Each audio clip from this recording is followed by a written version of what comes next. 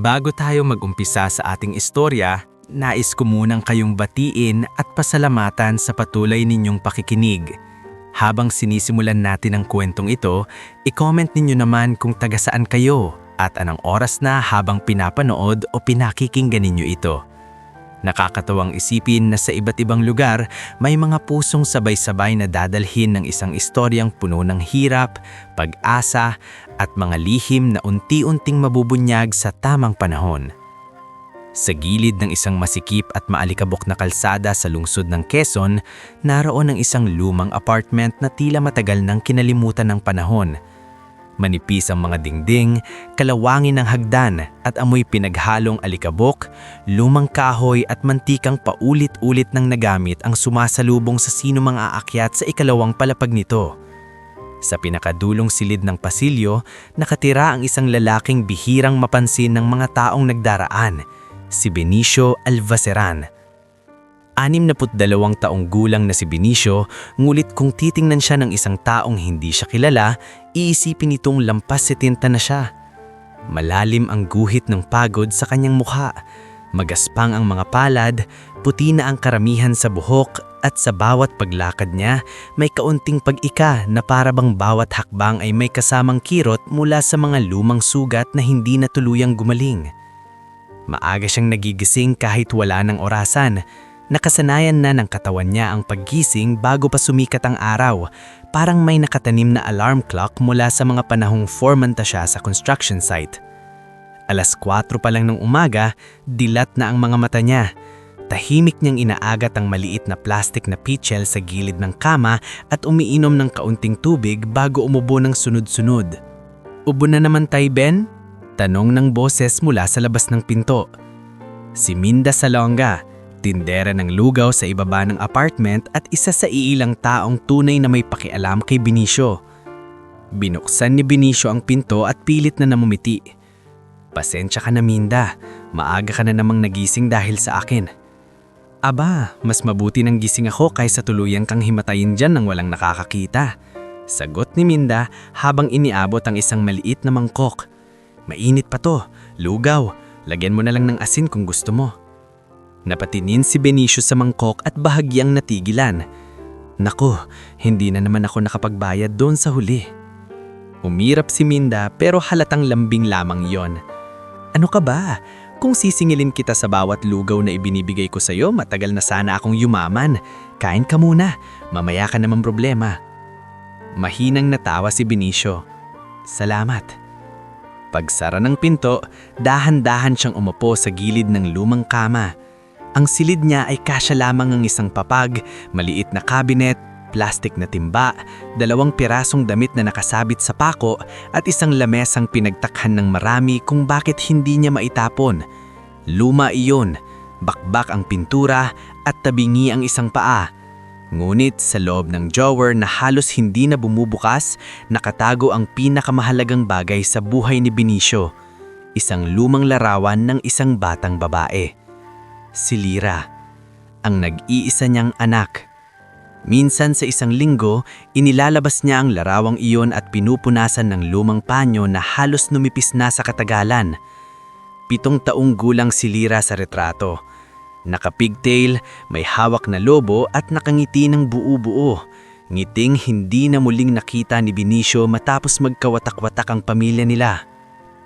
"Kamukhang mukha mo ang nanay mo dito." Bulhong niya habang hinahaplos ang gilid ng larawan. "Pero ang titig mo, sakin yan. Alam kong sakin yan." Napabuntong hininga siya. Hindi niya alam kung nasaan na ang anak niya ngayon. Ang huling balita niya, dinala raw ito ng kapatid ng kanyang namayapang asawa sa Nueva Ecija. Bata pa noon si Lyra. Mula nung mawalan siya ng matatag na trabaho, mula nung magsimula ang sakit sa baga niya at unti-unting bumagsak ang katawan niya, nawala rin sa mga kamay niya ang kakayahang ipaglaban ng anak niya. Hindi niya iyon napatawad sa sarili niya. Minsan sa harap ng salamin na bitak-bitak ang sulok, tinitingnan niya ang sarili at naitatanong, kung mas naging matatag ako kaya noon, hindi kaya tayo nagkahiwalay? Pero walang sumasagot.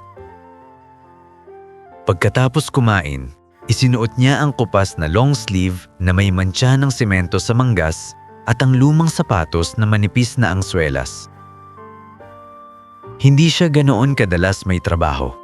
Pero kapag may tumatawag para sa maliit na repair, pagbubuhat ng hollow blocks o paglilinis ng bakuran, hindi siya tumatanggi. Hindi dahil malakas pa siya, kundi dahil wala siyang pagpipilian. Pagbaba niya ng hagdan, nadatnan niya si Kiko Arceo, ang binatang mekanikong umuupa sa kabilang iskinita. May dalang maliit na paper bag ito.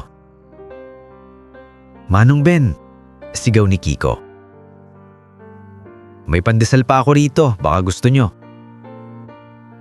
"Aba, di ba't ikaw tong laging kapos?" Biro ni Benicio. "Kapos nga pero hindi pa naman masama ang ugali." Sabay tawa ni Kiko. "Tsaka may nagpagawa ng clutch cable kahapon, kaya may extra." Tinanggap iyon ni Benicio na may halong hiya at pasasalamat. "Balang araw, makakabawgi din ako sa inyo." "Manong, lagi niyong sinasabi yan," sagot ni Kiko habang nagbubukas ng shop. "Pero hindi naman kami naniningil." Naglakad si Benicio patungo sa kanto, kung saan madalas naghihintay ng mga tawag ang mga pahinante at karpintero. Sa daan, marami ang hindi tumitingin sa kanya. May ibang nakakasalubong na nakataas ang kilay kapag naaamoy ang pinaghalong pawis, alikabok at lumang tela sa kanyang damit. Sanay na siya roon. Ang mas mahirap tanggapin ay ang pakiramdam na parabang unti-unti nang nawawala ang halaga niya sa mata ng mundo. Pero hindi siya palaging ganoon. Noon, iba si Benicio. Noong dekada 90, kilala siya sa iba't ibang construction site sa Maynila at karatig lungsod. Hindi siya nakapagtapos ng pag-aaral, pero bihasa siya sa trabaho. Marunong siyang magbasa ng simpleng plano, tumantya ng materyales, at sumalo ng problema kapag pumapalpak ang ibang tauhan. Hindi siya mayaman, pero may dangal siya noon. Kapag sinabi niyang tatapusin ang poste, matatapos iyon. Kapag may baguhang takot umakyat sa plancha, siya mismo ang nagtuturo kung paano kumapit, paano bumalanse, at paano hindi magpatalo sa taas. "Benicio, ikaw na bahala sa third floor, ha?" Madalas sabihin noon ng mga engineer. "At ikaw rin ang kakausapin sa mga tao kapag nagkakagulo." Dagdag pa ng dating project manager. May kakaiba siyang paraan ng pamumuno. Hindi siya maingay, hindi siya palamura. Pero kapag nagsalita siya, nakikinig ang mga tao. Marahil dahil alam nilang hindi siya tulad ng iba na utos ng utos, ngulit takot marumihan ang kamay. Si Benicio, kasama sa buhat, kasama sa init ng araw, kasama sa putik. Sa isang malaking project sa Makati, doon niya unang nakilala ang pamilya Vergara, mga negosyanteng may-ari noon ng ilang gusaling itinatayo sa lungsod. Minsan, dumadalaw sa site ang batang anak ng isa sa mga boss. Isang payat na batang lalaki na mausisi ang mga mata at mahilig magtanong tungkol sa crane, semento at bakal. "Kuya Ben, gaano kataas to pag natapos?" Tanong ng bata minsan habang nakatayo sa gilid ng under construction na palapag. "Huwag kang lalapit din, iho."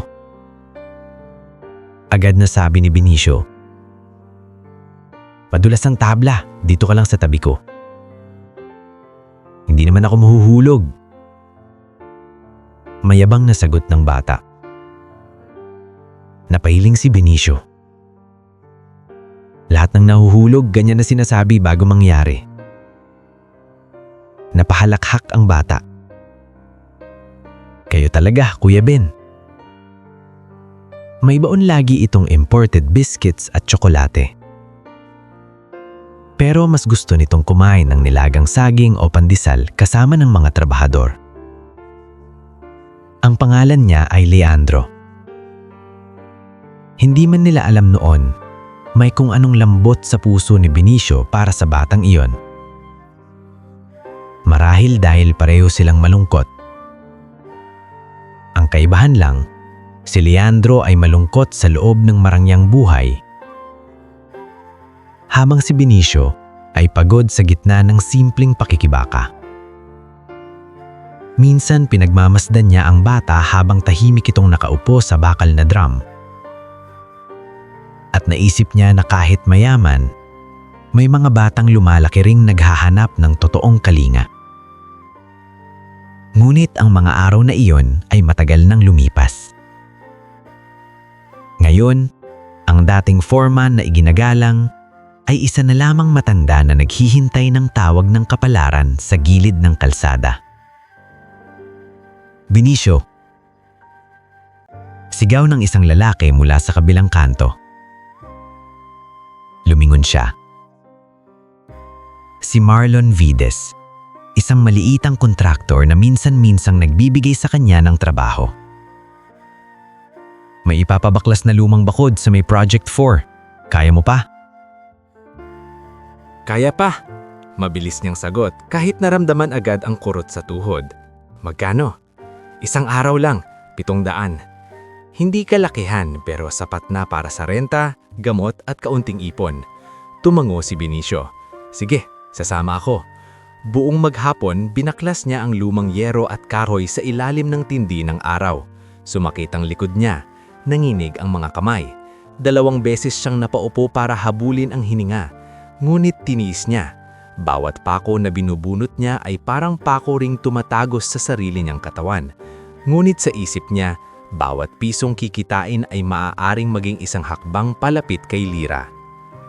Pagsapit ng hapon, dumilim na ang kanyang paningin sa pagod. Nang iabot sa kanya ni Marlon ang bayad, tahimik niya iyong tinanggap at isinilid sa lumang pitaka. Sa isang tindahan sa tabi ng kalsada, bumili siya ng murang tinapay at 3 pirasong saging. Plano sana niyang umuwi agad pero naalala niyang paubos na ang gamot niya para sa ubo. Kaya sa halip na lumiko sa apartment, naglakad siya papunta sa mas mataong bahagi ng lungsod. Habang naglalakad, napatigil siya sa tapat ng isang malinis at maliwanag na gusali. Malayo pa lang, kita na ang salaming harapan nito, ang maayos na ilaw at ang eleganting pangalan sa itaas. Bygone Hearth. Isa iyon sa mga sikat na restaurant na madalas niyang naririnig sa mga usapan ng mga tao sa karinderiya. Hindi pa siya nakakapasok sa ganoong lugar. Hindi niya nga alam kung magkano ang pinakamurang pagkain doon. Pero sa puntong iyon, nanghihina na siya. Masakit ang tuhod, kumakalam ang sikmura at bahagyang umiikot ang paningin niya. Sa kabilang side ng salamin, nakita niya ang mga staff na nag-aasikaso sa mga customer. Malinis ang uniforme, maaliwalas ang ngiti. At sa isang saglit, may hindi maipaliwanag na kutob siyang naramdaman. Parang may bahagi ng nakaraan niyang pilit na humihila sa kanya papalapit sa lugar na iyon. Hindi pa niya alam kung bakit. Hindi pa niya alam na sa simpleng paglapit niya sa restaurant na iyon, may pintong mabubuksan mula sa nakaraan. Isang pintong matagal nang isinara ng panahon, ngunit hindi tuluyang nalimot ng tadhana. Bago tayo mag-umpisa sa pagpapatuloy ng ating storya, gusto ko munang batiin ang bawat isa sa inyo na patuloy na nakikinig hanggang sa bahaging ito. I-comment ninyo naman kung anong lugar kayo nanunood ngayon at anong oras na sa inyo habang sinasabayan ninyo ang takbo ng kwentong ito. Nakakatawang isipin na sa iba't ibang sulok ng mundo, may mga pusong tahimik na dinadala ng mga buhay na tulad ng kay Benicio. Mga buhay na tila ordinaryo lamang sa paningin ng marami pero punong-puno pala ng sugat, sakripisyo at mga lihim na hindi agad nakikita. Nakatayo si Benicio sa tapat ng salaming harapan ng Bygone Hearth. Hawak ang maliit na papel na supot ng tinapay at 3 pirasong saging na binili niya sa tindahan. Mula sa labas, tanaw niya ang mga ilaw na mainit sa mata, ang mga halaman na nakalagay sa magkabilang gilid ng pinto, at ang mga lalaking naka-long sleeves at babaeng nakadress na tila sanay na sanay sa mga lugar na tulad nito. Ibang mundo iyon kumpara sa maputig na construction area na pinanggalingan niya ilang oras lang ang nakararaan. Napahawak siya sa dibdib. Hindi dahil sa kaba lamang, kundi dahil sa pagod na tila dumidiin sa bawat hininga niya. Pakiramdam niya ay may init na bato sa ilalim ng kanyang tadyang. Naisip pa niyang huwad na lang pumasok. Baka mapahiya lang siya, baka pagalitan siya, baka sabihin ng guard na hindi siya bagay roon. Ngunit naalala niya ring paubos na ang lakas niya. Kailangan niyang makaupo kahit sandali. Kailangan niyang makainom ng mainit na sabaw o kahit kape man lang. Hakbang siya palayo sa pinto at naisip ng umuwi na lamang. Ngunit bago pa siya tuluyang makalayo, may boses mula sa likod niyang tumawag. "Manong Ben!" Paglingon niya, nakita niya si Toto Neri, ang delivery rider na paminsan-minsan ay bumibili ng lugay kay Minda at nakakatsikahan niya sa kanto. "Ikaw pala yan, Toto," sabi ni Benicio. "Anong ginagawa ninyo rito? Kakain kayo?" Tanong ng binata habang tinatanggal ang helmet. Mahinang numiti si Benicio. Nag-iisip pa, mukhang mahal diyan. Napakamot si Toto sa ulo. Mahal nga konti, pero may rice meal naman yata. Tsaka minsan may promo sila sa labas. Gusto ko sana samahan kayo kaso may delivery pa ako sa kabila. Tiningnan siya ng binata mula ulo hanggang paa. "Manong, ayos lang ba kayo? Parang namumutla kayo." "Pagod lang," tipid na sagot ni Benicio. "Galing akong baklasan ng bakod." Napailing si Toto. "Matigas talaga kayo. Magpahinga rin kayo minsan." Sa simpleng linyam iyon, pilit na natawa si Benicio. "Kapag nagpahinga ako ng matagal, baka tuluyan na akong hindi bumangon." Hindi agad sumagot si Toto. Alam niyang biro iyon, pero may totoo ring nakatago roon. Kaya bago sumakay muli sa motorsiklo, inilabas niya ang isang nakatiklop na 200 mula sa bulsa at pilit na iniabot kay Benicio. "Pambili niya ng gamot," sabi niya. Agad umatras ang matanda. "Hindi, wag. May pera pa ako." "Manong, hindi utang to. Kahit na, may hawak pa akong kinita ngayon." "E di, pambawas na lang sa gagastusin nyo," giit ni Toto. Umiling si Benicio at marahang ibinalik ang kamay ng binata. "Marami ka ring pangangailangan. May pamilya kang binubuhay. Ang akin, kaya ko pa. Huwag mo akong sanayin sa abot. Baka makalimutan kong kaya ko pang lumaban." May kung anong paghanga sa mata ni Toto habang tumanggo. "Sige, pero pag nanghina kayo, tumawag kayo sa akin kahit ihatid ko kayo sa apartment nyo." Pagkaalis ng rider, muling tumingin si Benicio sa restaurant. Sa salamin harapan, saglit niyang nasilayan ng sarili. Ang gusot na buhok, ang maalikabok na manggas, ang pantalon na may bakas pa ng kalawang at simento. Sa tabi ng refleksyon niya, kitang-kita ang masisiglang customer sa loob. Para siyang anino ng ibang mundo. At sa mismong sandaling iyon, bumalik sa isip niya ang isang alaala na matagal na niyang iniiwasang balikan. Noong mga panahong hindi pa lubos na bumabagsak ang buhay niya, mayroon pa silang maliit na inuupahang bahay sa Tandang Sora. Naroon ang kanyang asawa noon na si Maribel, tahimik, ngunit matibay na babae. Hindi man marangya ang buhay nila, kumpleto sila. Sa umaga, umaalis siyang bitbit ng baong kanin at tuyo. Sa hapon, pag uwi niya, madalas na tumatakbo si Lira sa pintuan habang sumisigaw ng, "Tatay!" Naalala niya kung paanong minsan sinundo siya ni Maribel sa construction site dahil may lagnat si Lira. Binalod noon ng takot ang puso niya. Ngunit ng pagdating sa bahay ay nakita niyang simpleng trangkaso lang iyon. Napaupo siya sa tabi ng anak at hinimas ang noo nito. "Tay," mahinang sabi noon ni Lira. "Pag lumaki ako, gusto kong maging teacher." "Teacher?" Nakangiting tanong niya. "Oo, para tuturuan kitang magsulat ng mas maganda." Napatawa silang mag-asawa noon dahil ang totoo, hirap si Benicio sa pagsusulat. Pirma lang at ilang simpleng salita ang kaya niya. Pero sa gabing iyon, habang pinagmamasdan niya ang anak na hinihigop ang lugaw, hindi niya inakalang darating ang panahon na ang batang iyon ang magiging pinakamalaking hinanakit niya sa buhay. Hindi dahil sa samaan ng loob, kundi sa matagal na kawalay. Mabilis na nagbago ang lahat matapos mamatay si Maribel sa komplikasyon sa buto. Simula noon, nagsunod-sunod ang problema. Lumala ang sakit ni Benicio sa baga dahil sa matagal na paglanghap ng alikabok sa trabaho. Humina ang katawan niya, lumayo ang dating project, nabaon siya sa utang. At sa gitna ng kanyang kalituhan, sumingit sa buhay nila ang kapatid ni Maribel na si Belen Miraflor, isang babaeng magaling sumalita sa harap ng tao, ngunit matigas at makasariling puso. Ako muna ang bahala kay Lira. Hindi mo kayang asikasuhin ng bata sa lagay mo, Benicio. Kaya ko. Matigas niyang sagot noon kahit halatang nanghihina na sa. Kaya mo. Saang pera? Saang bahay? Saang oras? Ikaw nga, sarili mo hindi mo maalagaan. Iyon ang isa sa mga gabing hindi niya malimutan. Dahil bagamat masasakit ang sinabi ni Belen, may bahid na katotohanan. Ilang linggo siyang namalakad ng may lagnat, naghahanap ng sideline kahit hinihingal. At habang ginagawa niya iyon, si Lira ay naiiwang mag-isa sa bahay o inaalagaan ng kapitbahay. Nang magkasakit siya ng malubha at mapahiga ng halos isang linggo, si Belen ang nagdala kay Lira sa Nueva Ecija. Ang sabi ay pansamantala lang. Ang sabi ay hanggang gumaling lang siya. Ngunit nang makatayo siyang muli at puntahan ang probinsya, hinarang na siya. Ano pang gusto mo? Malimig na tanong ni Belen nang humarap siya sa tarangkahan. Anak ko ang kukunin ko. Nanginginig ngulit mariing sabi ni Benicio. Anak mo? Ngayon mo lang naisip? Noong kailangan ng gatas at gamot, nasan ka? Nagpapagamot ako noon. Naghanap ako ng paraan. Kulang. Gusto niya sanang sumigaw. Gusto niyang piliting pumasok.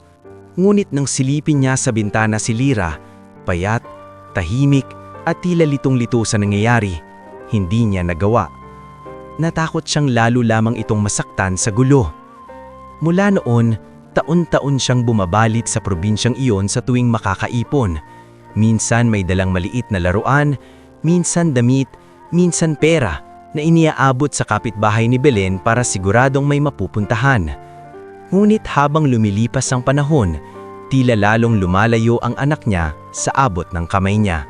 Ang masakit, hindi alam ni Benicio kung totoo bang naibibigay kay Lira ang mga iniiwan niyang tulong.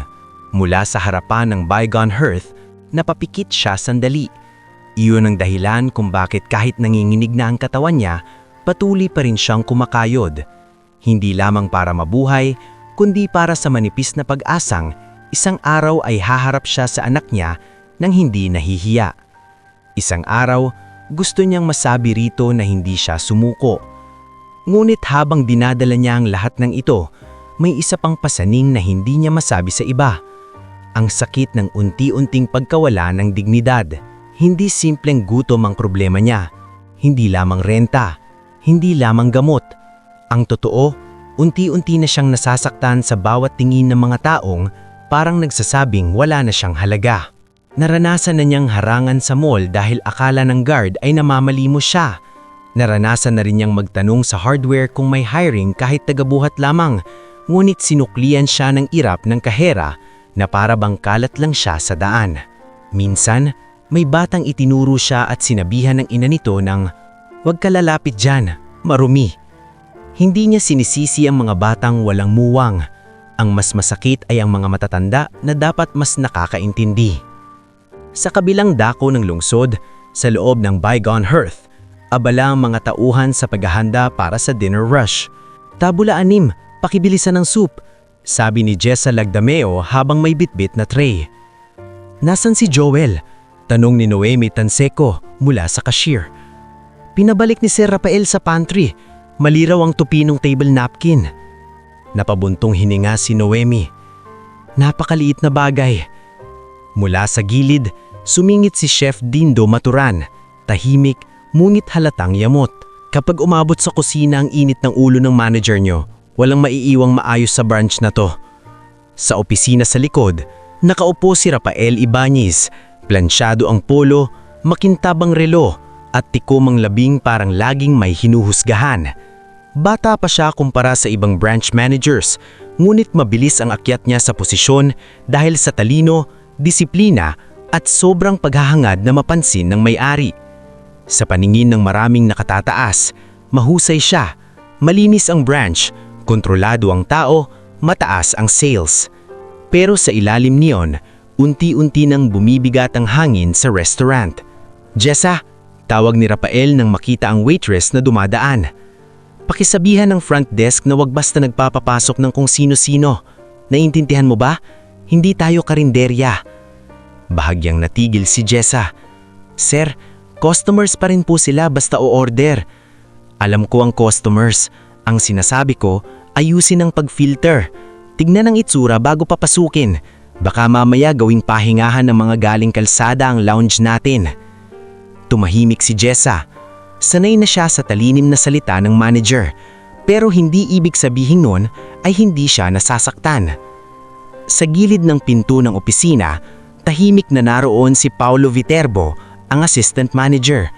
Kunwari may inaayos na inventory sheet, pero ang totoo ay nakikinig siya sa bawat salitang lumalabas sa bibig ni Rafael. Hindi dahil gusto niyang ipagdepensa ang mga staff, kundi dahil matagal na niyang gustong mapalitan ang manager na iyon. Lumalala na ang yabang mo, Rafael. At kapag nagkamali ka ng malaki, ako ang unang sasalo sa pwesto mo. Bumalik naman tayo kay Benicio. Mula sa tapat ng restaurant, nagpasya muna siyang dumaan sa butika sa kabilang kanto. Bumili siya ng ilang tableta para sa ubo at panghaplas sa tuhod. Nang buksan niya ang pitaka pagkatapos magbayad, halos mapangiwi siya sa natira. Halos kulong pa para sa sapat na hapunan sa isang disenteng kainan. Kaya naupo muna siya sa isang konkretong planter malapit sa poste at doon kumain ng isang pirasong pandesal. Ngunit habang nangunguya, biglang kumirot ang dibdib niya. Hindi matindi, pero sapat para mapayuko siya at mapahawak sa tuhod. Maya-maya, sumilip sa isip niya ang sinabi ni Minda noong umaga. Mamaya ka nang mamproblema, kain ka muna. Muli siyang tumingala sa bygone hearth. Sa pagkakataong iyon, tila mas maliwanag ang ilaw sa loob. Mas mainit ang anyo ng mga pagkain sa display sa may harapan. At may kung anong hindi maipaliwanag na kutob sa dibdib niya. Parang hindi aksidente na napadpad siya roon ngayong araw. Dahan-dahan siyang tumayo. Isinilid niya ang natitirang saging sa supot. Inayos ang kupas niyang damit at pinunasan ng panyo ang mukha. Hindi iyon sapat para magmukha siyang kagalang-galang sa mata ng mga mapanghusga. Ngunit para sa sarili niya, sapat na iyon para maalalang tao pa rin siya. Huminga siya ng malalim. At least, bulong niya sa sarili, bibili naman ako, hindi ako manghihingi. Humakbang siya papalapit sa pinto ng bygone hearth. Sa loob, hindi pa niya alam na ang mga sugat na matagal na niyang kinikimkim, ang pagkapahiya, ang pagod, ang pangungulila at ang pagkawala ng dangal ay malapit nang salubungin ng isang gabing hindi niya malilimutan kailanman. At sa restaurant na iyon, may mga taong malapit nang masubok ang tunay nilang pagkatao. Bago tayo magpatuloy sa susunod na bahagi ng ating istorya, nais ko munang magpasalamat sa inyong walang sawang pakikinig. Kung umabot ka hanggang dito, i-comment mo naman kung nasa bahay ka ba, nasa biyahe, o nagpapahinga lang habang sinusubaybayan ang kwento ni Benicio. At i-comment mo rin kung anong oras na sa inyo ngayon, dahil minsan tumatagos ang ganitong mga istorya kapag gabi na at mas tahimik ang paligid. Parang mas malinaw nating naririnig ang tibok ng damdamin ng bawat karakter. Nakatayo si Benicio Albaran sa harap ng salaming pinto ng bygone hearth. Pilit na inaayos ang kanyang kupas na long sleeve at pinapahid ang alikabok sa may dibdib na parang sa simpleng paraan ay mababawasan ang kahihiyang dala ng kanyang hitsura. Sa loob, tila ibang mundo ang naghihintay kanya. Maliwanag, malamig, maayos at puno ng mga taong parang hindi kailanman nakaranas ng araw na walang kasiguraduhan ng hapunan. Isang saglit siyang napatitig sa refleksyon niya sa salamin. Sa likod ng sarili niyang imahe, tanaw niya ang mga staff na abala sa pag-aasikaso ng mga customer. At sa unang pagkakataon sa buong araw, nakaramdam siya ng matinding pag-alinlangan. Baka hindi talaga ako bagay dito, bulong niya sa sarili. Ngunit kasabay ng bulong na iyon, ang muling pagkirot ng sikmura at ang bahagyang pag-ikot ng kanyang paniningin. Hindi na sapat ang isang pandesal at isang pirasong saging sa mahapang pagbaklas ng bakod. Huminga siya ng malalim. Itinaas ang baba at marahang itinulak ang pinto. Pagpasok niya, agad niyang naramdaman ang lamig ng aircon sa kanyang balat, kasabay ng ilang mata na sabay-sabay na palingon sa kanya. Hindi naman lahat ay mapanghusga, ngunit sapat na ang ilan sa mga tingin na iyon para sumikit ang dibdib niya. May isang magkasintahang pansamantalang tumigil sa pagkain. May isang batang babae na tumingin sa sapatos niyang may putik pa. At may isang babaeng customer na bahagyang napausog sa upuan nang dumaan siya. Mula sa may cashier, si Noemi Tanseco ang unang napansin siya ng maayos. Halip na irap, mahinang pag-aalala ang sumilay sa mukha ng babae. "Good evening po, sir," magalang nabati ni Noemi. "Table for one po ba?" Halos mapatigil si Benicio sa narinig niya, sir. Matagal na mo lang may tumawag sa kanya ng ganoon. Oo. Kung pwede sana kahit sa pinakasulok na lang. Hindi pa nakakasagot si Noemi, biglang sumingit ang boses mula sa likod. "Noemi." Napalingon silang dalawa. Naroon si Rafael Ibanez. Matikas ang tindig, plantsado ang polo, at may tikom na labing parang may hindi ka nais-nais na naaamoy. Mabilis nitong sinuyod ng tingin si Benicio mula ulo hanggang paa, sa putik ng sapatos, sa mantsa ng semento sa manggas, sa lumang panyo sa balikat. "At bakit pinapasok agad?" Malamig na tanong ni Rafael. Saglit na natigilan si Noemi. "Sir, customer po."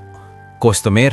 Putol ni Rafael, saka tumingin kay Benicio na para bang sinusukat kung karapat dapat itong huminga sa loob ng restaurant. "Tay, may hinahanap po ba kayo? Baka po sa kabila ang karinderya." Nanikip ang panga ni Benicio, ngunit pinili niyang pigilin ang sarili. "O-order naman sana ako, kahit pinakamura lang." Mula sa gilid, mabilis na lumapit si Jessa Lagdameo, dala ang menu. "Sir, may available pong budget rice meal." "Jessa, sandali," mariing sabi ni Rafael. May kung anong kaba ang gumapang sa katawan ng mga staff.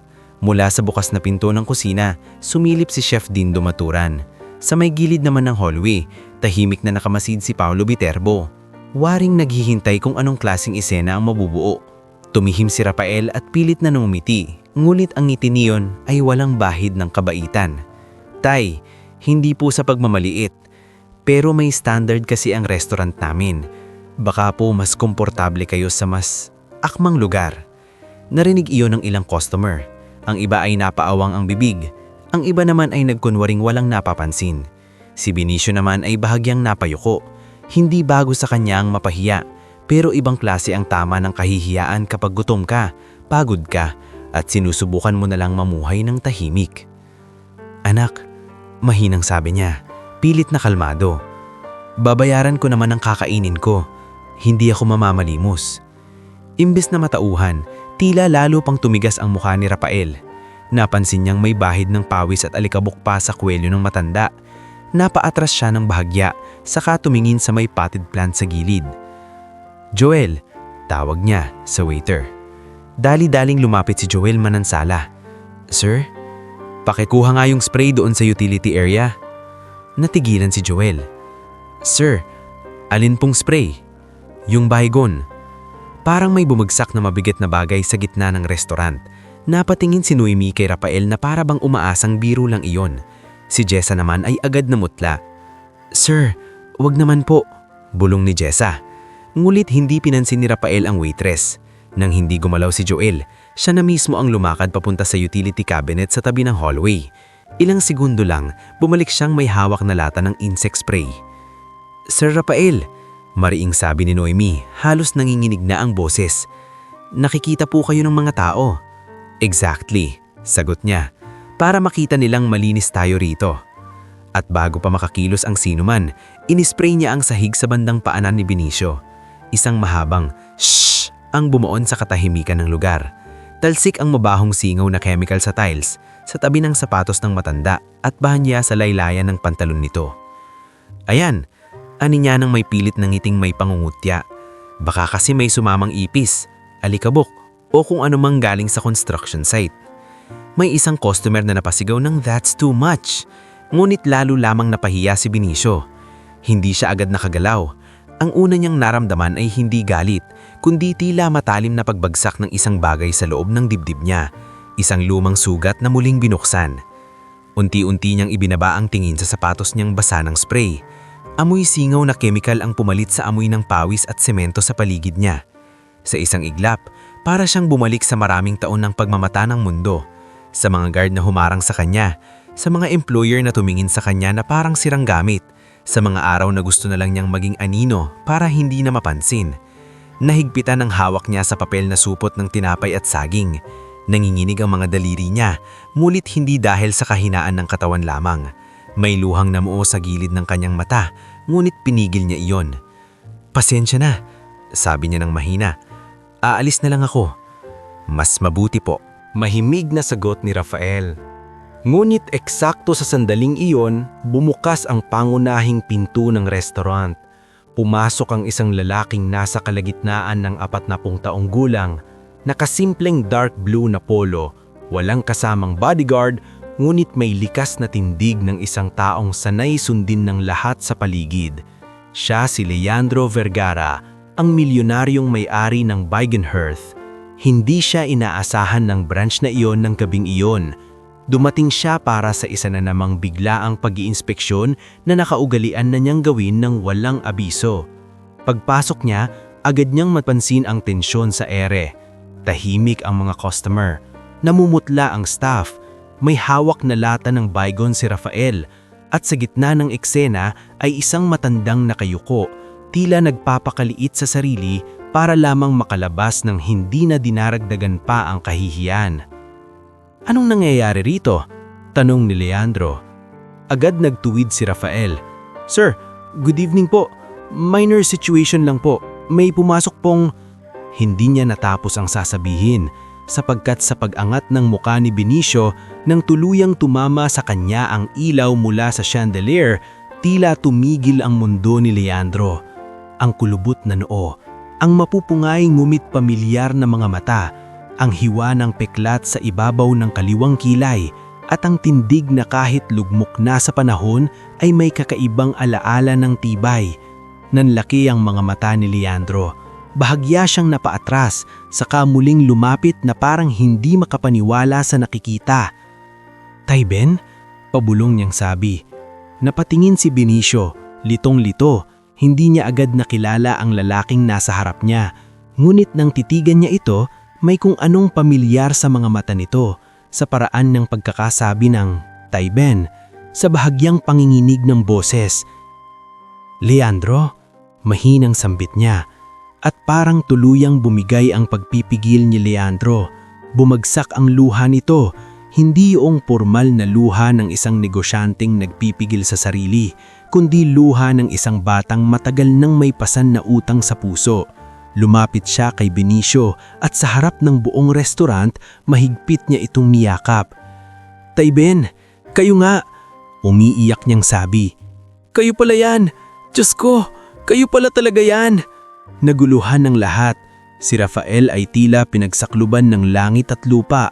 Si Noemi ay napahawak sa bibig. Si Jessa ay napaluha na rin sa gulat. Maging si Chef Dindo sa kusina ay hindi na napigilang lumabas. Si Benicio naman ay hindi agad nakagalaw. Ramdam niya ang panginginig ng balikat ni Leandro. At sa yakap na iyon, unti-unting nagbalik ang mga lumang alaala. Isang batang paslit sa construction site, isang batang mahilig magtanong, isang batang minsang muntik mahulog sa mataas na palapag, at isang araw ng takot, sigawan at pagtilapon ng katawan para iligtas ito. "Leandro!" nanginginig ang boses ni Benicio. "Ikaw ba talaga yan?" Bahagyang umurong si Leandro ngunit hawak pa rin sa magkabilang braso ang matanda. "Ako to, Tayben. Ako si Andre Leandro Vergara. Hindi niyo ba ako natatandaan? Ako yung batang laging nakabuntot sa inyo sa site. Ako yung pasaway na muntik ng mahulog sa 17th floor." Bago pa niya matapos, napapikit si Benicio. Bumalik sa alaala niya ang araw na iyon. Maulan noon, madulas ang tabla, may inaayos silang steel framing sa gilid. Nagkagulo ng mapadpad ang batang Leandro sa restricted area. Nang makita niyang dumulas ang paa nito, hindi na siya nag-isip. Tumakbo siya, sumunggab at sinapo ang bata kahit kapalit noon ang pagkahulog niya sa mga bakal sa gilid. Hindi man siya nalaglag ng tuluyan, malubha ang tama sa likod at binti niya. Ilang buwan siyang hindi nakapagtrabaho pagkatapos noon. Pagdilat niya, nakita niyang umiiyak pa rin si Leandro sa harap niya. "Kayo ang nagligtas sa buhay ko," sabi ng milyonaryo, basag ang tinig. Akala ko hindi na kita mahahanap. Akala ko huli na ang lahat. Biglang napatingin si Leandro sa basang sahig sa tabi ng sapatos ni Benicio. Naamoy niya ang kemikal. Pagkatapos ay dahan-dahan niyang ibinaling ang tingin sa hawak na lata ni Rafael. Ang luha sa mga mata niya ay napalitan ng matinding galit. Sino ang gumawa nito? Marinim niyang tanong. Walang sumagot agad, ngunit sapat na ang nanginginig na kamay ni Rafael at ang mga matang iwiwas para malaman ni Leandro ang katotohanan. Sir, may misunderstanding lang po. Nautal na sabi ni Rafael. Huwag mo akong tawaging sir sa sandaling ito. Malamig at mabigat na sagot ni Leandro. Hindi misunderstanding ang pangiinsulto sa taong nagligtas ng buhay ko. Binalingan niya si Benicio, saka muling hinawakan ng kamay ng matanda na ngayon ay malamig at naninginig pa rin. Tayben, hindi na kayo aalis. Ako ang bahala. Sa gabing iyon, sa gitna ng pinakamalaking kahihiyang inakala ni Benicio na mararanasan niya, nagsimulang mabasag ang pader ng mahabang panahong paglimot. At sa parehong gabing iyon, unti-unti ring gumulong ang kapalaran ng mga taong hindi akalaing ang matandang minaliit nila ay bahagi pala ng pinakaugat ng buhay ng kanilang amo. Bago tayo magpatuloy sa mas malalim na bahagi ng ating istorya, gusto ko munang pasalamatan ang lahat ng patuloy na nakikinig at sumusubaybay sa buhay ni Benicio. Kung umabot ka hanggang dito, i-comment mo naman kung anong oras ka nanonood ngayon at kung saan ka nakikinig. Mas masarap pakinggan ang mga ganitong kwento kapag tahimik ang paligid dahil mas dama natin ang bigat ng bawat salita, bawat luha, at bawat pagbabagong unti-unting dumarating sa buhay ng mga taong halos sumuko na noon. Nanatiling tahimik ang buong loob ng Bygone Hearth matapos ang matinding eksenang naganap. Ang dating ingay ng kubyertos, mahinang tawanan ng mga customer at tunog ng mga baso ay tila nalunod sa bigat ng nangyari. Nakatayo pa rin si Benicio Alvaran, hawak ang maliit na supot ng tinapay at saging habang si Leandro Vergara ay nasa tabi niya, tila handang saluhin ang anumang mangyari. Si Rafael Ibanez na kanina lamang ay punong-puno ng yabang, ngayon ay maputlang maputla. Ang hawak niyang lata ng Bygone ay para bang biglang naging ebidensya ng pinakakahihiyang bagay na nagawa niya sa buong buhay niya. Sa gilid, hindi halos makatingin si Noemi Tanseco at si Jessa Lagdameo kay Benicio dahil sa halo-halong awa at galit. Maging si Chef Dean Dumaturan na karaniwang tahimik lang ay mahigpit ang panga habang nakatitig kay Rafael. Si Leandro ang unang bumasag ng katahimikan. Noemi, mariin ngunit kontrolado niyang sabi. Ipasarado muna ang front entrance ng 5 minuto. Walang lalabas sa staff, walang aalis. Opo sir, mabilis na sagot ni Noemi. Jessa, pakikuha ng malinis na tuwalya at bimpo para kay Tayben. Opo, nanginginig pang sagot ng waitress. Pagkatapos, dahan-dahang binaling ni Leandro ang tingin kay Rafael. At ikaw, malamig niyang sabi, ibaba mo ang hawak mo. Agad na ibinaba ni Rafael ang lata ng Bygone sa pinakamalapit na counter, ngulit hindi niya alam kung saan itutungo ang mga kamay niya. Gusto niyang magpaliwanag, gusto niyang sabihin na hindi niya alam kung sino si Benicio. Gusto niyang sabihin na hindi naman talaga niya intensyon humantong doon ang lahat. Pero kahit sa sariling isip niya, alam niyang hindi sapat ang kahit anong dahilan. Sir Leandro, I can explain? Hindi ako interesado sa explanation mo ngayon. Mas interesado ako sa katotohanan. Napayuko si Rafael. Sa isang sulok, tahimik na nagmamasid si Paulo Viterbo. Sa loob-loob niya, ramdam niya ang bagsik ng sitwasyon. May bahagi sa kanya na natatawa dahil sa wakas ay may malaking pagkakamali si Rafael. Ngunit may isa ring bahagi na kinakabahan dahil batid niyang may mga CCTV, may mga nakakitang staff at may posibilidad na madamay siya lalo na kung mapapatunayan na imbis na umawat ay mas inuna niyang kunan ng video ang eksena. Habang inaasikaso si Benicio, inakay siya ni Leandro sa isang mesa sa pinakadulo ng restaurant. Hindi iyon para itago siya, kundi para mabigyan siya ng espasyong makahinga. Nang umupo siya, bahagyang napapikit ang matanda. Ramdam niya ngayon ang pagod ng buong katawan. Hindi pa rin siya lubos makapaniwala na ang batang minsan binantayan niya sa construction site ay siya palang may-ari ng restaurant na muntik nang magtaboy sa kanya. Makalipas ang ilang saglit, dumating si Jessa dala ng isang basong maligamgam na tubig at malinis na bimpo. "Pasensya na po tay," mahinang niyang sabi habang iniabot ang mga iyon. "Hindi po namin kayo na ipagtanggol agad." Umiling ang matanda at pilit na nagumiti. "Hindi mo kasalanan, iha." Ngunit si Leandro ay hindi mapakali. Nakaupo siya sa tapat ni Benicio. Titig na titig rito na parabang bawat segundo ay gustong bawiin ang mga taon ng pagkakawalay.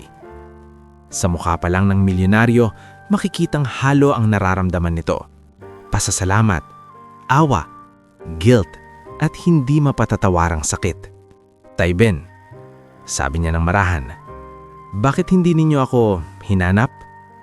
Napatingin si Benicio sa kanya. May bahagyang lungkot sa mga mata niya. "Sinong nagsabing hindi kita hinanap?" Natigilan si Leandro. "Matagal kitang hinanap," dugtong ni Benicio. "Nang gumaling ako noon sa aksidente, wala na kayo sa lumang opisina. Nag-iba ng company name, naglipat ng headquarters. Ilang beses akong nagtanong pero sino ba naman ako para pansinin? Foreman lang ako noon. Tapos, sunod-sunod na rin ang problema sa buhay ko." Napahawak si Leandro sa noo. Akala ko iniwan nyo na lang kami pagkatapos nun." Mahina, muit masakit ang ningiti ni Benicio. "Kung alam mo lang, iho. Kung alam mo lang." Bago pa makahirit si Leandro, dumating na ang private nurse on call ng kumpanya na agad niyang ipinatawag. Kasama nito ang company driver na si Arnulfo Sarenas, isang matandang tauhan din ng pamilyang Vergara na matagal nang tapat sa kanila. Nang makita ni Arnulfo si Benicio, matagal itong napatitig. "Sandali," bulong ni Arnulfo. "Ikaw ba si Benicio Alvaran? Ikaw yung nasa East Ridge Tower Project noon?" Nag-angat ng tingin si Benicio. "Oo, bakit? Kilala mo ako?" Napailing ni Arnulfo na tila hindi rin makapaniwala. "Ako yung bagong driver noon ni Don Emilio. Naalala ko yung araw na nasugatan ka. Ikaw yung paulit-ulit na sinasabing, 'Ilayo niyo ang bata, ilayo niyo ang bata.' Kahit ikaw ang duguan." Tumahimik si Leandro. Parang lalong bumigat ang katotohanan sa harap niya.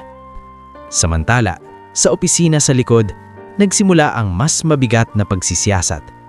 Pinatawag ni Leandro ang lahat ng naroroon sa oras ng insidente, si Rafael, si Paulo, si Noemi, si Jessa, si Joel at maging si Aling Virgie na nasa dishwashing station ngunit nakarinig ng ilang bahagi ng pangyayari. "Isa-isa kayong magsasalita," sabi ni Leandro habang nakatayo sa gitna ng maliit na opisina. "At tandaan ninyo, ang hindi pagsasabi ng totoo ay kasing bigat din ng kasinungalingan." Si Noemi ang unang nagsalita. Maayos, ngunit diretsyo niyang ikinwento kung paano unang lumapit si Benicio para sanang umorder lamang, kung paano niya ito tinawag na sir, at kung paanong siningitan ni Rafael ang sikusyon hanggang sa lumala. Hindi po siya naningi, hindi po siya nagwala. Gusto lang niyang kumain. Diin ni Noemi. Sunod si Jessa, na halos mapaiyak habang isinasalaysay ang mga salitang binitawan ng manager. Pagkatapos ay si Joel na inaming inutusan siya upang kunin ang spray ngunit hindi niya ginawa dahil natakot siya sa mangyayari. At si Aling Virgin naman, bagamat hindi niya nakita ang mismong pag-spray, ay nagpatunay na ilang buwan nang may masasakit na komento si Rafael tungkol sa hitsura ng mga customer. Nang si Paulo na ang magsasalita, bahagya siyang tumihim. "Sir, sa totoo lang po, nagulat din ako. Hindi ko rin po inaasahan na gagawin ni Rafael yun. Pero wala kang ginawa," mariing sabi ni Leandro. Natahimik si Paulo. Imbis na umawat, "Ano ang ginawa mo?" Tanong muli ni Leandro. Hindi makasagot si Paulo. Pero sa sandaling iyon, nagsalita si Noemi. "Sir, may video po siya." Lumingon ang lahat kay Paulo. "Anong video?" tanong ni Leandro. Namutla si Paulo. "Sir, ano lang po kasi, Instinct lang, kumbaga dokumentado. Buksan mo ang phone mo, utos ni Leandro. Nang buksan ang gallery, nakita roon ng ilang segundong video ng pang-insulto kay Benicio. Hindi pa tapos ang esena, nagsimula ng mag-record si Paulo. Hindi para tumulong, kundi para may magamit kung sakaling maging iskandalo ang nangyari at pwede niyang ipanlaban sa pwesto ni Rafael. Lumabas ka, malamig na sabi ni Leandro. Sir, ngayon din. Kasunod noon ay binalingan niya si Rafael na hanggang ngayon ay hindi pa rin makatingin ng diretsyo. May gusto ka pa bang sabihin? Mabilis na napalunok si Rafael. Sir, aminado po akong mali pero hindi ko naman po alam kung sino siya. Akala ko po. Akala mo ano? Mariing tanong ni Leandro. Na dahil marumi ang damit niya, pwede mo na siyang yurakan? Na dahil mahirap ang hitsura niya, wala na siyang karapatang umupo rito? Hindi po sir, nadala lang po ako ng...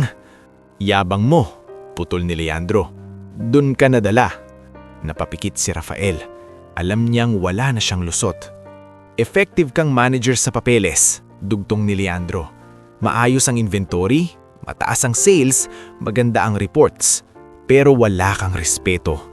At ang negosyo ko ay hindi itatayo sa kamay ng taong marunong lang kumita pero hindi marunong kumilala ng tao.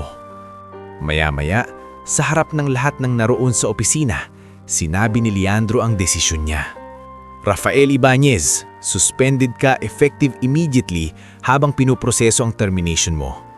Paolo Viterbo, kasama ka sa preventive suspension habang iniimbestigahan ang conduct mo. Noemi, ikaw muna ang hahawak ng operations sa gabing ito, kasama si Chef Dindo. Napayuko si Rafael.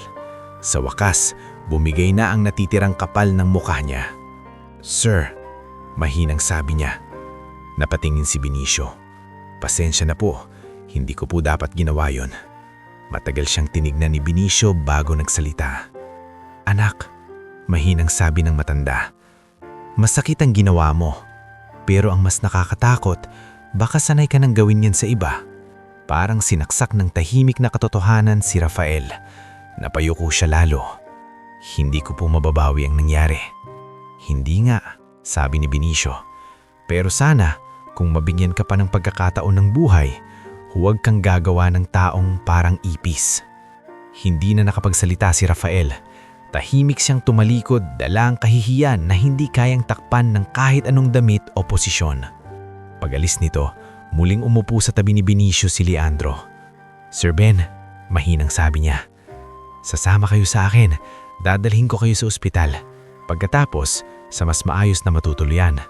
Hindi na kayo babalik sa dati ninyong tinitirhan ng kayo lang. Agad umiling si Benicio. Ayoko ng limos, iho. Hindi napigilan ni Leandro ang mapaluha muli. Hindi ito limos, utang ko to. Hindi, kulang pa nga ito sa utang ko sa inyo.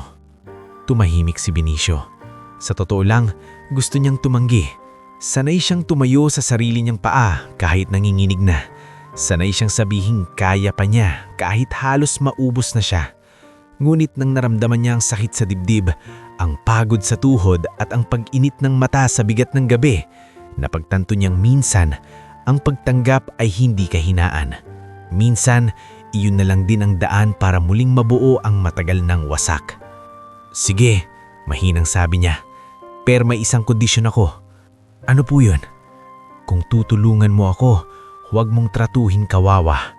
Tratuhin mo akong tao. Napatanggo si Leandro. Halos hindi makapagsalita. Pangako. Nang gabing iyon, dinala si Benicio sa pribadong hospital para sa kumpletong check-up. Sa loob ng sasakyan, katabi niya si Leandro habang nasa harap sina Arnulfo at ang nurse. Sa bintana, mabilis na dumaraan ang mga ilaw ng lungsod, mga ilaw na matagal na niyang tinitingnan mula sa malayo lamang. At sa unang pagkakataon matapos ang maraming taon, hindi takot ang naningibabaw sa dibdib ni Benicio habang siya'y bumiyabiyahe papunta sa hindi niya tiyak na bukas. Pagdating sa ospital, dun na lang niya lubos na naramdaman ang pag-aalaga. May wheelchair na naghintay, may mga nurse na magalang magsalita, at may doktor na hindi tumingin sa kanya bilang abala. Natuklasang mataas ang kanyang blood pressure, may chronic inflammation ng baga at hindi na siya dapat bumabalik sa mabibigat na buhat dahil sa pinsala sa tuhod at likod. Habang pinaliliwanagan siya ng doktor, tahimik na nakikinig si Leandro at sa bawat medikal na salita naririnig niya, lalo niyang nararamdaman kung gaano kabigat ang naging buhay ng taong minsang sumagip sa kanya. Ngunit hindi pa rito nagtatakas ang gabi. Habang nagpapahinga si Benicio sa isang private room, lumapit si Noemi kay Leandro na may dalang lumang brown envelope na kinuha mula sa branch records cabinet. Ayon sa kanya, matagal na iyong nakasingit sa mga lumang historical files ng kumpanya na ipinasa mula sa luma nilang head office papunta sa archive storage. Ano to? Tanong ni Leandro. Hindi ko po sigurado, sir. Pero nakita ko po ang pangalang Benicio Alvaran sa lumang incident report. Mabilis iyong binuksan ni Leandro. Sa loob ay mga lumang dokumento mula sa dating construction company ng pamilya nila. Kabilang ang report ng aksidenteng naganap noong bata pa siya. Naandun ang pangalan ni Benicio, ang petsa ng insidente, ang rekomendasyon para sa compensation at ang pirma ng dating operations chief. Ngunit may isa pang papel na mas lalong nagpabigat sa dibdib ni Leandro. Isang memo iyon na nagsasabing i-hold ang kabayaran kay Benicio dahil temporary lang naman ang pinsala at nakasagabal sa progress ng project. Napahigpit ang hawak ni Leandro sa papel. Hindi siya nabayaran. Bulong niya. At sa sandaling iyon, hindi lamang siya napuno ng awa, napuno siya ng galit.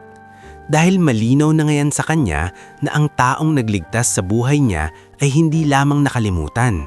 Pinabayaan nito ng sistemang pinakinabangan ng kanilang pamilya. At sa pagbukas ng lumang sobre na iyon, nagsimula ang panibagong yugto ng katotohanan. Isang yugto na hindi lang mag-aangat kay Benicio, kundi maglalantad din sa mga taong matagal nang nagtago sa likod ng pera, kapangyarihan at panananahimik. Bago tayo dumako sa huling bahagi ng ating istorya, nais ko hunang magpasalamat sa lahat ng umabot hanggang dito. Kung naririnig mo ito ngayon, i-comment mo naman kung taga saan ka at anong oras mo ito pinapakinggan. Masarap balikan ng ganitong mga kwento, lalo na kapag tahimik ang gabi, dahil mas nararamdaman natin ang bigat ng bawat sugat, ang init ng bawat pagpapatawad, at ang sarap ng isang wakas na tunay na pinagdaanan ng mga karakter bago nila nakuha. Mabigat pa rin ang dibdib ni Leandro Vergara habang nakatayo sa hallway ng ospital. Hawak ang lumang brown envelope na naglalaman ng mga dokumentong matagal nang dapat nakita ng pamilya nila. Sa likod ng salaming pinto ng private room, nakahiga si Benicio Alvaran. Mahimbing na sa wakas nakakatulog matapos ang check-up, gamot at pagod ng gabing halos dumurog at muling bumuo sa kanya. Tahimik na lumapit si Arnulfo Sarenas, ang matandang driver ng pamilya Vergara, at napatitig sa hawak ng mga papel ni Leandro. "Sir," mahina nitong sabi. "Ano pong nakalagay?" Dahan-dahang napalunok si Leandro bago sumagot. Katibayan na hindi lang siya nakalimutan. Pinabayaan siya. Hindi agad nagsalita si Arnulfo. Matagal na rin siyang tauhan ng pamilya. Marami na siyang nakitang away sa negosyo, mga problemang nilulutas sa pera at mga pangalang nabubura kapag tapos ng pakinabangan. Nguit iba ito, dahil ang pangalan na nasa papel ay pangalan ng lalaking nagligtas sa buhay ng batang minsang niyang hinatid araw-araw sa paaralan at sa opisina. "Ano pong gagawin ninyo?" tanong ng driver. Mahigpit na isinara ni Leandro ang sobre. "Aayusin ko. Lahat ng kaya kong ayusin." Ngunit hindi iyon ganoon kadali. Kinabukasan, matapos ng ilang oras na tulog, ipinatawag sa headquarters ni Leandro ang legal officer ng grupo na si Attorney Samir Coloma, ang finance controller na si Celestina Yulo at ang senior archivist na si Ruben Alcantara. Gusto niyang masiyasat hindi lamang ang insidente sa Bygone Hearth, kundi ang mas matandang sugat na nakita niya sa lumang records. Sa conference room, isa-isang nilatag ang mga dokumento. "Sigurado po kayong authentic ang mga ito?" tanong ni Celestina habang nakasuot ng salamin at maingat na sinusuri ang lumang memo. "Archived originals po, sir," sagot ni Ruben. Na-misfile lang sa historical branch transition boxes noong nagre-rebrand ang company years ago. Tumihik si Attorney Samir. Kung ito ay valid at may rekomendasyon noon para sa compensation, pwedeng may civil liability ang lumang kumpanya, lalo na kung may record na na-hold ang benepisyo ng walang legal basis. Napatingin si Leandro sa abogado. Hindi ko na gustong pag-usapan kung may liability lang. Gusto kong malaman kung paano kami mababayaran ng hindi nabayaran kay Tayben at hindi lang sa pera. Hindi agad nagsalita si abogado. Bahira niyang narinig ang ganitong tono sa mga may-ari ng kumpanya. Hindi tono ng pag-iwas, kundi tono ng pag-ako. Samantala, sa ospital, dahan-dahang nagising si Benicio Alvaran. Nang umulmod niya ang mga mata, unang bumungod sa kanya ang puting kisame, malinis na kortina at mahinang tunog ng aircon. Sandali siyang nalito. Gulit nang pumasok si Jessa Lagdamero sa kwarto, bitbit ng luga at mainit na tsaa, unti-unti niyang naalala ang lahat. Hija? Nagtatakang sabi niya. Ngumiti si Jessa. Good morning po, Tayben. Nag-volunteer po ako magdala ng almusal bago ako pumasok sa branch. Umangat pong bahagi ang kilay ni Benicio. Branch? Hindi ba nagkagulo doon kagabi? May gulo po, sagot ni Jessa habang inilalapag ang tray. Pero mas maayos na po ngayon. Si Ma'am Noemi muna ang nag-aasikaso. Si Chef Dindo rin po, mas kalmado na. Napabuntong hininga si Benicio. Pasensya na at nadamay pa kayo. Hindi po kayong dapat humingi ng pasensya, mariing sabi ni Jessa. Sa totoo lang, Tay, mula kahapon, pakiramdam ko may nagbago sa loob naming lahat. Parang may salamin na biglang inilagay sa harap ng restaurant at nakita namin kung ano talaga ang dapat naming pinanghahawakan. Tahimik na tinignan siya ni Benicio. Sa kabataan ni Jessa, nakikita niya ang kabaitan ng mga taong pinipiling manatiling tao kahit pagod na sa buhay. Paglabas ni Jessa, pumasok naman si Leandro.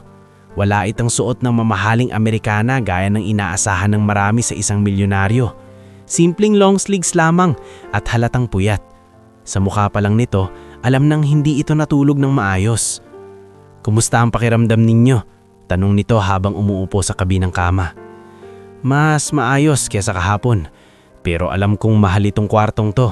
Ilipat mo na ako sa mas mura. Mahina ngunit pamait na napangiti si Leandro. Tayben, kahit sa isang beses man lang, hayaan niyo akong magdesisyon para sa ikabubuti ninyo. Hindi agad sumagot si Benicio. Sa halip, tumingin siya sa bintana. Mahirap kasing masanay, Leandro. Kapag sanay kang magtiis, pati kabutihan minsan pinaghihinalaan mo. Mas lalong bumigat ang dibdib ni Leandro sa narinig. Ilang segundo siyang nanahimik bago inilapag sa kama ang brown envelope. May nakita akong mga lumang papeles, sabi niya, tungkol sa aksidente noon. Hindi agad ginalaw ni Benicio ang sobre. Wala na yon. Meron pa, mariing sabi ni Leandro. Dahil hindi kayo nabayaran, dapat may natanggap kayong compensation. May recommendation pa nga eh, pero may memo na nagpatigil. Bahagyang tumigas ang mukha ni Benicio. Hindi dahil nagulat siya, kundi dahil parang pinilit na buhayin ng isang bahaging matagal na niyang inilibing. Hindi na bago sa akin ang hindi mabayaran ng tama. Noon, ang nasa isip ko lang ay buhay ka. Sapat na yon. Pero hindi sapat sa akin, sabi ni Leandro, halatang pinipigilan ng emosyon. Hindi sapat na nabuhay ako samantalang kayo ang nagdusa pagkatapos. Doon na tumingin si Benicio ng diretso sa kanya. Makinig ka sa akin, iho. Hindi ko iniligtas ang buhay mo para balang araw ay suklian mo ako. Iniligtas kita dahil bata ka. Dahil walang batang dapat mamatay sa harap ko. Yun lang yun. Napayuko si Leandro. Alam niyang totoo iyon. Kaya nga lalo siyang nahihirapang tanggapin ang laki ng pagkakulang ng mundo kay Benicio. Pero sa puntong iyon, may isang bagay na mas mahalaga pa kaysa sa pera o records. May gusto pa akong itama, sabi ni Leandro. Tungkol kay Lira. Napatigil si Benicio. Sa ilang segundong iyon, tila naging mas matalim ang katahimikan sa kwarto. Anong tungkol sa anak ko? Pinatrace ko siya. Nang marinig iyon, parang huminto ang paghinga ni Benicio. Dahan-dahan siyang umupo ng tuwid kahit sumakit ang likod niya. Bakit mo ginawa yun? Dahil alam kong siya ang hinahanap niyong kalani ng ilang taon. Nabanggit niyo kagabi sa antok ang pangalan niya ng ilang beses. Nanlambot ang mukha ni Benicio. Hindi niya namalayang nasambit niya palang pangalan ng anak sa gitna ng pagod at gamot. Saan siya? Halos pabulong niyang tanong. Teacher siya ngayon sa Nueva Ecija. Public school teacher. Ang problema, hindi madali. Bakit? Mabilis na tanong ni Benicio. Humina ng malalim si Leandro. Nakakausap siya ni Attorney Samir pamamagitan ng local contact. Mukhang lumaki siyang ibang pagkakaalam sa kwento. Akala niya iniwan niyo siya, na pinabayaan niyo siya pagkatapos mamatay ang nanay niya. Parang may tatalim na kutsilyong dahan-dahang ibinaon sa dibdib ni Benicio. Saglit siyang pumikit. Hindi bago sa kanyang takot na yon. Matagal na niyang iniisip na baka iyon nga ang ipinalalaking kwento kay Lira. Pilit niyang sabi, matagal ko nang alam na baka ganyan ang tingin niya sa akin. Pero gusto kong ayusin natin, sabi ni Leandro. Kung papayag kayo. Hindi agad sumagot si Benicio. Pagkatapos ng ilang sandali, tumanggo siya. Hindi ako pupunta roon, dala ang pera mo at sasabihing, tatay niya ako. Gusto kong humarap sa kanya bilang ako, kahit tanggihan niya ako. At doon nagsimula ang mas mahirap na yugto ng buhay niya, ang paglapit sa anak na matagal nang nabuhay na may sugat laban sa kanya. Lumipas ang ilang linggo. Matapos makalabas ng ospital, hindi na ibinalik ni Leandro si Benicio sa lumang apartment nito. Sa halip, pinatira muna niya ito sa isang maayos ngulit simpleng apartment unit na pag-aari ng kumpanya. Isang lugar na may sariling kusina, malinis na banyo at bintanang hindi nakaharap sa sirang pader kundi sa maliit na hardin. Hindi marangya, ngulit may dignidad. Noong una, hindi mapakali si Benicio roon. Paulit-ulit niyang sinisilip ang mga gamit, baka may masira siyang hindi kayang bayaran. Nahihiya siyang gamitin ang mainit na shower. Nahihiya rin siyang umupo sa sofa nang nakausuot pa ang damit niyang panglabas. Isang araw, nadatnan siya ni Leandro na nakaupo sa sahig habang umiinom ng kape. Tay Ben, natatawang sabi nito. May sofa naman. Mas sanay lang ako sa ganito, tugon niya. Umupo si Leandro sa katapat niyang upuan. Masasanay rin kayo. Ngunit hindi lamang matutuluyan ang inayos ni Leandro. Tinupad din ito ang pangako niyang tratuhin si Benicio bilang tao, hindi kawawa. Ipinakilala niya ito sa training department ng Bygone Hearth hindi bilang matandang tinulungan, kundi bilang isang taong may karanasan sa disiplina sa trabaho at dangal sa hanap buhay. Sa mungkahi ni Noemi at Chef Dindo, ginawa siyang consultant sa worker values at maintenance discipline, isang tungkuling babagay sa tahimik ngunit matibay niyang pagkatao. Sa unang orientation na dinaluhan niya, nakaupo ang ilang bagong staff sa harap niya. Nandoon si Jessa, si Joel, ilang kitchen trainees at ilang branch assistants. Kinakabahan si Benicio. Hindi siya sanay magsalita sa harap ng ganito. Pero nang sinimulan niya, tumahimik ang lahat. Hindi ako magaling magsalita, pero may isang bagay akong alam. Walang trabahong marumi kung marangal ang paraan ng paghanap buhay at walang taong mababa dahil lang sa hitsura ng damit niya. Walang bonggang palakpakan sa simula, ngulit habang tumatagal ang mga linggo, unti-unti naging mahalagang bahagi si Benicio sa kultura ng restaurant group. Hindi siya naging executive, hindi siya naging dekorasyon ng publicity. Siya ang naging paalala na ang negosyo ay hindi lang nasusukat sa sales, kundi sa paraan ng pagtingin sa tao. Samantala, sa kabilang banda, bumagsak ng tuluyan ang buhay ni Rafael Ibanez.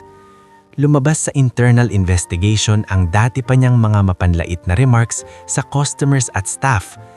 Tuluyan siyang tinerminate. Sa galit at kahihiyan, lumapit siya sa dati niyang kakilalang supplier na si Jerry Palad, isang lalaking mahilig gumawa ng chismis kapalit ng pabor sa negosyo. Hindi pwedeng ako lang ang masisira, sabi ni Rafael habang nasa isang madilim na coffee shop. Palalabasin natin na scripted yun, na ginagamit lang nila yung matanda para magmukhang mabait ang brand. Ngumiti si Jerry.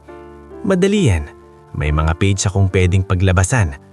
Ngunit hindi nila inasahan na handa si Leandro at ang legal team. Inilabas ang CCTV footage testimonya ng staff at maging ang lumang incident report ni Benicio. Mas lalong lumakas ang paggalang ng publiko sa Bygone Hearth, hindi dahil sa iskandalo kundi dahil sa pag-amin, pag-aksyon at paggalang sa katotohanan. Sa halip na masira si Benicio, lalo itong iginalang ng mga tao. Ngunit sa lahat ng pagbabagong iyon, ang pinakamahalagang araw ay dumating makalipas ang halos 2 buwan. Isang hapon, bumiyahe sina Benicio, Leandro at Attorney Samir papuntang Nueva Ecija. Tahimik ang biyahe. Sa buong daan, magkahawak ang 2 kamay ni Benicio sa ibabaw ng kanyang nuhod. Tila pinipigilan ang panginginig. Sa bag niya ay may lumang larawan ni Lira, ilang lumang resibo ng padalang pera na naisalba sa mga gamit niya at isang maliit na red hair clip na minsang binili niya para sa anak ngunit hindi niya naibigay. Pagdating nila sa isang maliit na paaralan, nakita nila sa may covered court ang isang babaeng nakatayo sa harap ng mga bata. Payat ito, maayos manamit at mahinihin ang boses habang nagtuturo. Si Lira. Hindi agad sumabot si Benicio sa sasakyan. Tila biglang bumalik ang lahat ng takot na datagal niyang bitbit. Paano kung paalisin niya ako? Tanong niya kay Leandro. Karapatan niya ang magalit, mahinang sagot ni Leandro. Pero karapatan niya ring magsabi ng totoo. Pagkatapos ng klase, nilapitan siya ni Attorney Samir at nagpakilala. Nang marinig ni Lira na may naghihintay sa labas, nagtaka siya. Mulit nang makita niya ang matandang nakatayo sa ilalim ng puno ng akasya, tila nanigas siya. Matagal silang walang imik. Si Benicio ang unang nagsalita. Lira, bahagyang tamaas ang baba ng babae. Hindi galit ang una niyang reaksyon, kundi isang uri ng matagal na pinigilang sakit. Bakit kayo nandito ngayon? Tanong niya. Namlambot ang tuhod ni Benicio, mulit na natili siyang nakatayo. Dahil hindi ako tumigil sa paghahanap sa'yo. Napatawa si Lira, ngunit mapait iyon. Talaga? Kasi ang alam ko, iniwan niyo kami ni nanay sa hirap. Pagkatapos nun, ako na raw ang ayaw ninyong kunin. Unti-unting inilabas ni Benicio ang mga lumang resibo, ang larawan at ang hair clip. Naninginig ang kamay niya. Hindi ako perpektong ama, sabi niya. Marami akong hindi nagawa. Marami akong kinulang. Pero hindi kita iniwan ng kusa. Binalikan kita. Paulit-ulit. May mga araw na wala akong pamasahe pa uwi dahil lang gusto kitang masilip mula sa kalsada. Unti-unting nagbago ang mukha ni Lira habang tinitignan ng mga papel. Nang makita niya ang mga petsa ng padala, ang mga lumang sulat na hindi niya kailanman natanggap, at ang hair clip na kaparehong-kapareho ng gusto niya noong bata pa siya. Napakurap siya ng mabilis. Bakit ko hindi ito nakita noon? Mahinang sabi niya. Sa likod nila, lumapit ang matandang kapitbahay ni Belen na si Mang Isko Ladera, na noon pa man ay nakakaalam ng ilang bahagi ng katotohanan. Dahil hindi lahat pinapakita sa iyo, hiha, sabi nito. Maraming beses bumalik ang tatay mo, pinapaalis lang. Parang biglang naubos ang lakas ni Lira. Napaupo siya sa mahabang semento sa gilid ng court at tahimik na umiyak. Hindi agad lumapit si Benicio. Hinayaan niya muna. Dahil alam niyang may mga luhang kailangang mauna bago mabuksan ang puso. Makalipas ang ilang sandali, si Lira mismo ang tumingin sa kanya at basag ang boses na nagsabi, Tay, iyon lang ang salitang kailangan ni Biniyaw para tuluyang bumigay ang matagal niyang pagpipigil. Lumapit siya, dahan-dahang yunakap ang anak, at sa unang pagkakataon, matapos ang napakaraming taon, hindi na larawan lang ang kaharap niya. Lumipas ang halos 2 taon matapos ang araw na iyon. Unti-unting naayos ang lahat, hindi sa iglap, kundi sa dahan-dahang hilom. Si Lira ay hindi agad naging malambing. May mga tanong pa rin siya. May mga panahong lumalayo siya. Ngunit hindi na siya nagsara. Bawat bisita ni Benicio, bawat tawag, bawat simpleng salusalo, ay nagdagdag ng bagong alaala na hindi na kayang talunin ng mga lumang kasinungalingan. Sa Bygone Hearth, tuluyan nang naipatupad ang mas makataong sistema sa lahat ng branches. Itinatag ni Leandro ang Benicio Alvaran Worker Scholarship Fund para sa mga anak ng mga construction worker, dishwasher, janitor, service crew at kitchen helper. Unang natulungan dito ang anak ni Jessa. Si Joel naman ay na-promote bilang training assistant. Si Noemi ay naging branch operations supervisor dahil sa kanyang integridad. At si Chef Dindo, na noon pa man ay may malasakit sa tao, ay ginawang isa sa pangunahing leader sa culture formation ng kumpanya. Minsan, makalipas ang mahabang panahon, humarap muli si Rafael kay Benicio. Wala na siyang posisyon, wala na siyang yabang at wala na ring makintab na relo. Ang taming dala niya ay hiya. "Pasensya na po," sabi niya. "Hindi ko man mabawi, gusto kong humingi ng tawad ng totoo." Matagal siyang tinignan ni Benicio bago sumagot. "Pinapatawad kita, pero tandaan mo, ang kapatawaran hindi laging may kasamang pagbabalik ng dati. May mga bagay na kailangang pagbayaran para matuto." Tumanggo si Rafael, luhaan, at tahimik na umalis. Hindi na siya bumalik sa bygone hearth. Ngunit sa unang pagkakataon, maaring natuto siyang tumingin sa kapwa ng hindi lang sa damit. Lumipas pa ang isa pang taon at mapayapang na maalam si Minda Salonga, ang tindera ng lugaw na unang nag-abot ng kabutihan kay Benicio na wala pang nakakaalam sa kanya. Bago siya pumikit, nakadalaw pa si Benicio sa kanya. "Ben, Mahinang sabi ni Minda noon. Sabi ko sa iyo noon, darating din ang araw na may makakaalala sa iyo." Napaluha si Benicio. "Ikaw ang unang naniwala." Ngumiti si Minda. "Hindi kasi lahat ng mukhang pagod, talunan na." Sa huling yugto ng kwento, makikita si Benicio sa isang maliit ngulit maayos na bahay sa probinsya. Nakaupo sa lilim ng puno ng mangga. Sa tabi niya ay si Lira, abalang naghahanda ng tsaa. Sa bakuran ay naglalaro ang apo niyang si Maeve, habang si Leandro ay kararating lang, may dalang mga prutas at tinapay. Hindi bilang amo, kundi bilang kapamilyang regular nang bumibisita. Tahimik na pinagmamasdan ni Benicio ang mga iyon. Ang batang minsang iniligtas niya ay naging lalaking nagbalik ng dangal sa kanya. Ang anak na matagal niyang iniyakan ay muli na niyang nayayakap. At ang buhay na minsang mistulang itinapon na ng mundo ay natapos hindi sa yabang, hindi sa galit, kundi sa kapayapaan. Minsan, tumingin si Maeve sa kanya at nagtanong, "Lolo, dati ka bang superhero?" Natawa si Benicio. Yung tawang may pagod pa rin, ngunit may saya na. "Hindi, apo. Trabahador lang ako." Agad sumagot si Leandro mula sa may mesa. Minsan, yan din ang totoong superhero. At sa simpleng bahay na iyon, sa gitna ng hapon at hanging dumadampi sa mga dahon, tuluyang nabayaran ang mga utang sa puso, hindi lamang sa pera, kundi sa pag-amin, paggalang, pagpapatawad at pagmamahal na sa wakas ay natagpuan din ang tamang tahanan.